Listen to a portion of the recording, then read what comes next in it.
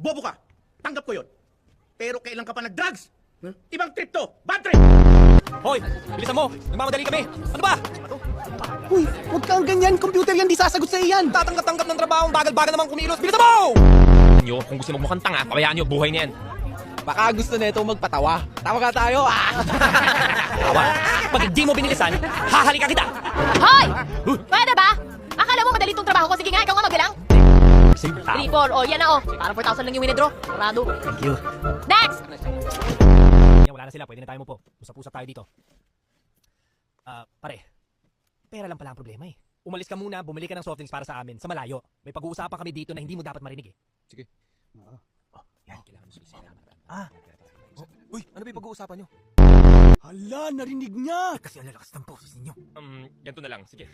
Umalis ka na lang. Iibahin na lang natin ang pagmimitingan natin. Kalimutan mo yung una mong narinig. Wala yun. Alis ka na, tuloy mo.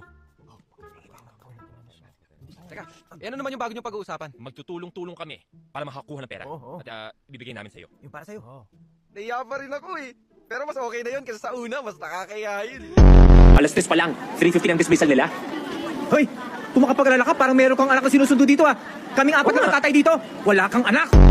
Sumusobra na kayo ah. Stress na ang beko ngayon, kaya hindi kami magkakaanak. Pero sabi niya sa akin, makakabuo pa rin kami. Nagpapaniwala ka dun sa tsahin kong yun. Kung ikaw bobo, siya sinungaling. Yung bahay bata nun, kasabay nung kay Eva. Ganun kaluma. Teka, ilan taon na ba yung tsahin mo? Di ko rin alam eh, pero nag-post siya ng throwback picture niya nung bata siya. May alagang dinosaur. Jurassic!